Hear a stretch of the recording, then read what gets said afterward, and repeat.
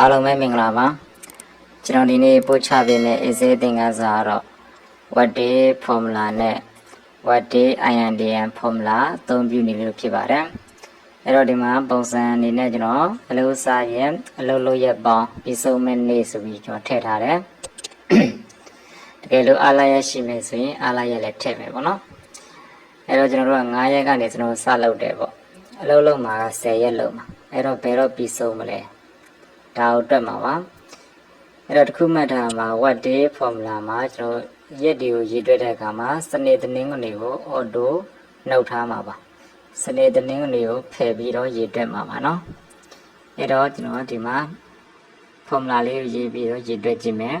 ညီမကြီးရေးမယ် what day ပေါ့เนาะ what day တွေ့ရင်တက်ကလေးနေမယ်ဒီမှာ start day ရဲ့ day ရဲ့ holiday ရဲ့ပါပါတယ် holiday ကရှိလျင်ထည့်လို့ရတယ်မရှိလဲမထည့်ဘဲနဲ့နေလဲရပါတယ်เนาะအဲ့တော့ start day ကကျွန်တော်အလုပ်စာရက်ကိုထည့်မယ်ကောမလာမယ် day ကိုရောက်သွားပြီ10ရက်အလုပ်လုပ်မယ်ပေါ့ဟုတ်ပြီနော်ဒါလေးကိုခွင့်ပိတ်လိုက်မယ်အဲ့တော့ကျွန်တော်တို့ကတွက်မှာ9ရက်နေ့ကနေစတွက်မှာပါ9ရက်နေ့ကို1ရက်လို့ယူဆပြီးတော့တွက်မှာဖြစ်တဲ့အတွက်ကြောင့်မို့နောက်မှာအနုပ်1လေးထည့်ပေးလိုက်မယ်ပြီးအနာခောက်လိုက်ဟုတ်ပြီကျွန်တော်9ရက်နေ့ကနေစလုပ်မယ်10ရက်လုပ်မှာပြီးဆုံးမှာ18ရက်နေ့ပြီးဆုံးမယ်အဲ့လိုတွက်တဲ့အခါမှာစနေတနင်္ဂနွေကိုဖယ်ပြီးတော့တွက်ရမယ်ဟုတ်ပြီအဲ့တော့ကျွန်တော်တို့ပြက်ကလေးလေးကိုတစ်ချက်ကြည့်လိုက်မယ်9ရက်နေ့ကစလုပ်တာ9ရက်နေ့ကို1ရက်ယူမယ်နော်1ရက်2ရက်3ရက်4ရက်စနေတနင်္ဂနွေကျော်လိုက်မယ်9ရက်6ရက်9ရက်10ရက်9ရက်စနေတနင်္ဂနွေထပ်ကျော်လိုက်မယ်10ရက်10ရက်နေ့လောက်တာကျွန်တော်18ရက်နေ့မှာပြီးမယ်ပေါ့နော်18ရက်နေ့โอเคဒါဆိုမှန်သွားပြီပေါ့စနေတနင်္ဂနွေကိုဖယ်ပြီးတော့တွက်တာ18ရက်နေ့မှာကျွန်တော်တို့ပြီးဆုံးမယ်အလုပ်လုပ်တာ10ရက်9ရက်ကစတာเนาะဒီပုံစံလေးပါအဲ့တော့ကျွန်တော်ဒီမှာကျွန်တော် holiday တရက်ရှိတယ်ပေါ့ဒီမှာကျွန်တော်ထားပါတော့73ရက်ကကျွန်တော် holiday ရှိတယ်အဲ့တော့အလုပ်လုပ်မှာ10ရက်ပဲ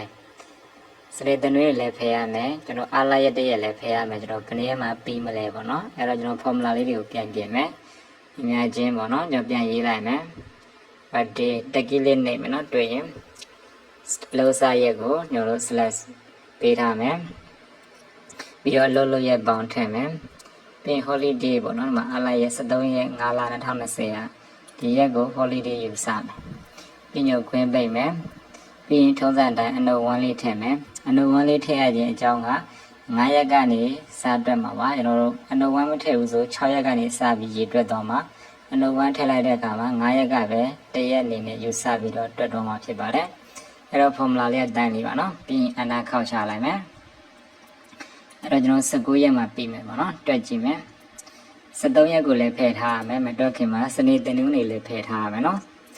10ရက်ကိုရအောင်တွက်မယ်ပေါ့အဲ့တော့ကျွန်တော်ပြက်ကလေးကိုကြည့်လိုက်မယ်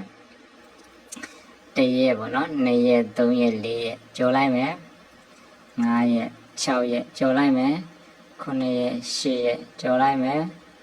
9ရက်10ရက်ပေါ့နော်ဒါ19ရက်နေ့မှာပြီးဆုံးသွားတယ်โอเคဒါဆိုရင်မှန်သွားပြီပေါ့နော်ဒါ what day formula အသုံးပြုနေဖြစ်ပါတယ်နောက်တစ်ခုကကျွန်တော်တို့ what day INDM ပါ what day INDM ကတော့ကျွန်တော်တို့စနေတနင်္ဂနွေဖယ်ခြင်းလည်းရတယ်မဖယ်လည်းရတယ်တခြားတရားရက်နေ့မှာဖယ်လည်းရတယ်ဥပမာကျွန်တော်တို့အလုပ်လုပ်တာနားအားရရက်ပေါ့နော်အားလာရက်ကို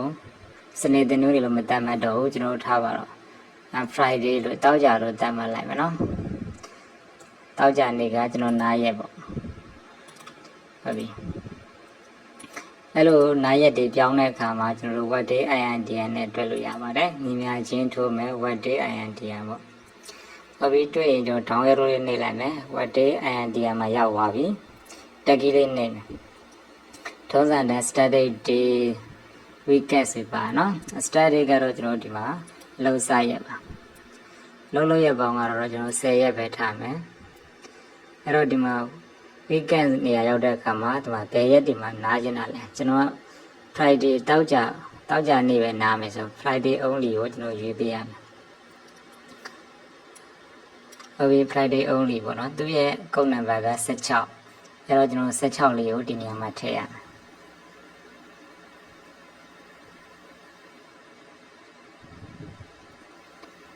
ဟုတ်ပြီကျွန်တော်တို့ green လေးပိတ်မယ်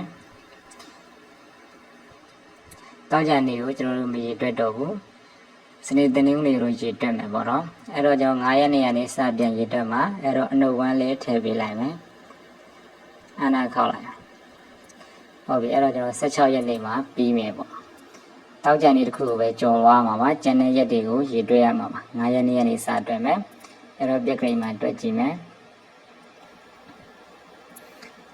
1ရက်2ရက်3ရက်ပေါ့နော်တောက်ကြကိုကြော်လိုက်မယ်